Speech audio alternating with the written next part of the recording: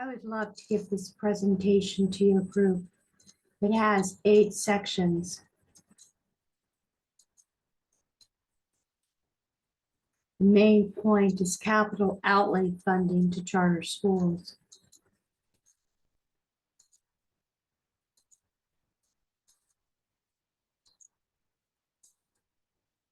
Do you share this value? Every child should have the freedom to pursue their dreams. We must equip every neighborhood with resources to deliver quality education that prepares every child for the future. And that's basically what the Florida Constitution, Article 9 says. The last line I have here in my screenshot is, adequate provision shall be made by law for a uniform, efficient, safe, secure, and high-quality system of free public schools that allows students to obtain a high-quality education. According to an Integrity Florida report, continued growth in the charter sector will exacerbate a problem that seemingly runs against the Florida Constitution's command that the state must provide a uniform system of high-quality education. 93% of Duval County district-run schools earned a grade of C or above, while nearly 1/3 of Duval's charter schools earned Ds or Fs. Excerpts from an article by Mark Woods. This isn't meant to vilify charter schools.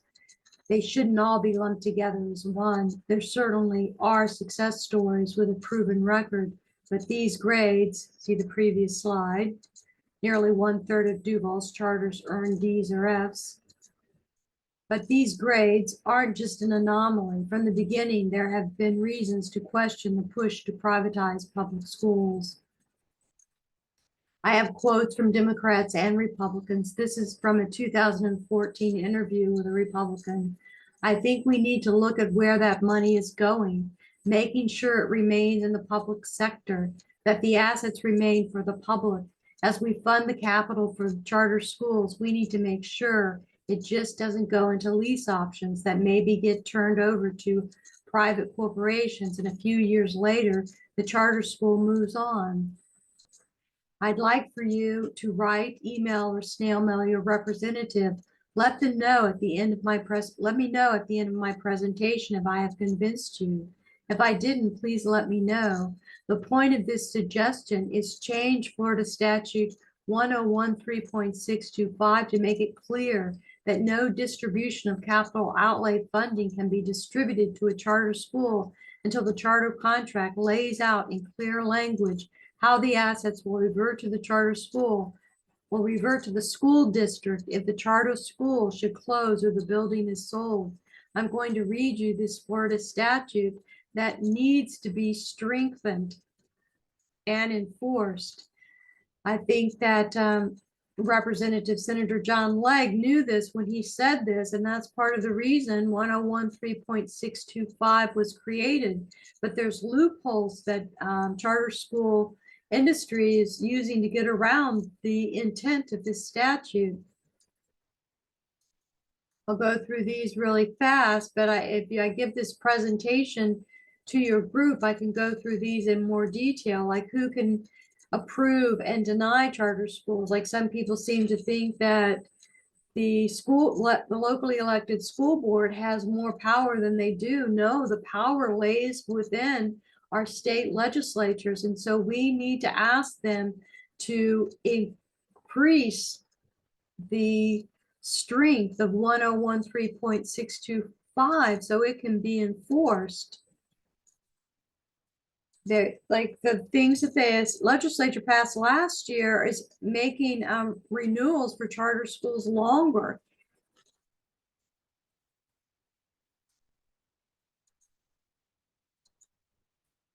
One of my other suggestions is to require a zoning change before a new charter school can be built. And I offer this news article as an example of why we need a law that will require zoning for a new school. Charter schools are publicly funded with taxpayers' dollars, but not run by the elected school board. Charter schools are supposed to be non-sectarian, but secular identity can be obscured when they are located inside religious institutions. This is an excerpt from the 2019 study. The stories in the study illustrate how interwoven and self-serving charter governing boards can be. Profiteering may be the most sinister aspect of Florida's charters. Charter Schools USA makes millions running their buildings. Remember the Republican from slide 11, where he said, I think we need to look at where that money is going, making sure it remains in the public sector, that the assets remain for the public, that it just doesn't go into lease options that maybe get turned over to private corporations. Here's a news article where a charter school building was sold for $9.9 million, and the school district didn't get any of those profits. This is just an ordinance explaining how the charter schools are getting money. And here's the statute that needs to be strengthened, 1013.625. If a charter school is non-renewed or terminated, any unencumbered funds and all equipment and property purchased with district public funds shall revert to the ownership of the district school board.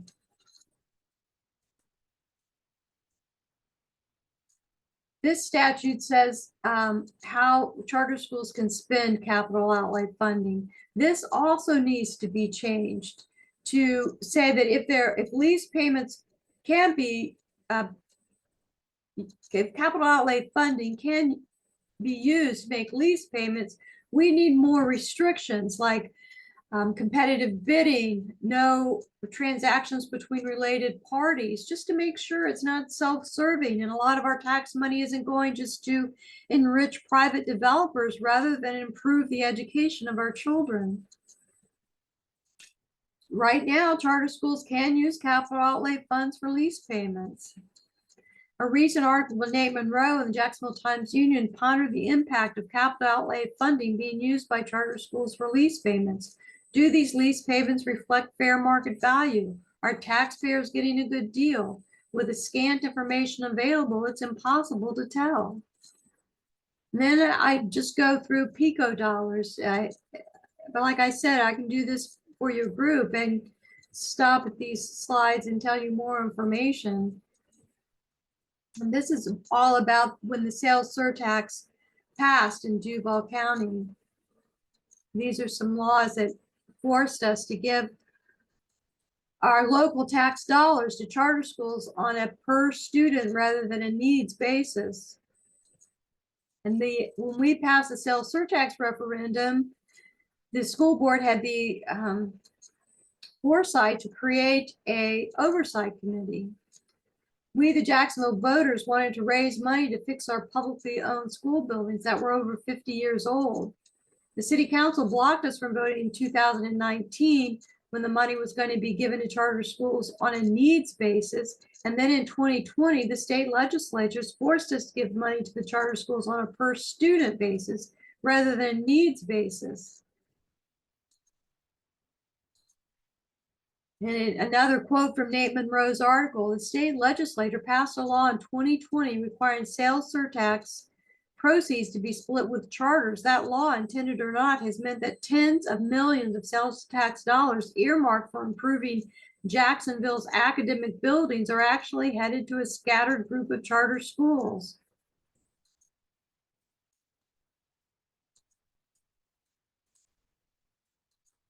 I've been attending the Citizen Oversight Committee meeting, but the dashboard on how the charter schools are spending our money is incredibly inadequate. So I keep asking them to please put on the dashboard a cover sheet that would look something like this, listing each charter school, saying the unencumbered beginning balance, the new revenue received for this report, how and the money spent in this report, and then the ending unencumbered funds.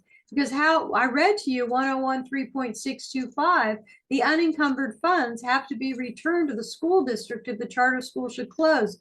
But how do we know what the unencumbered funds are? We have to have this worksheet so we know what the unencumbered funds are. And this is the suggestion for just a second page on the dashboard as a cover sheet to let us know how the money's being spent. Are the lease payments to related parties? Can the assets be recouped by the school district if the charter school should close? And this section is about charter school closures. This Integrity Florida report said that at the time of the report, there were 658 charter schools in Florida. And as of 2019, 409 charter schools had closed. So if I'm reading this correctly, 1,000 charter schools have opened and 40% of them have closed. And this is just a graphic of 1013.625. And I'm asking, does it really happen? It doesn't happen. I did a public record request, and none of the capital outlay funds or the assets they purchased were returned to our school district when charter schools closed in our county. So we need to strengthen this Florida statute. Another part of the Florida statute is these issues shall be agreed to in the charter contract before the expenditure of funds. And this isn't happening. There's no clear outline of how these assets will be returned to the school district if the charter school should close. So I'm asking you to please write your state representative and ask them to strengthen 1013.625.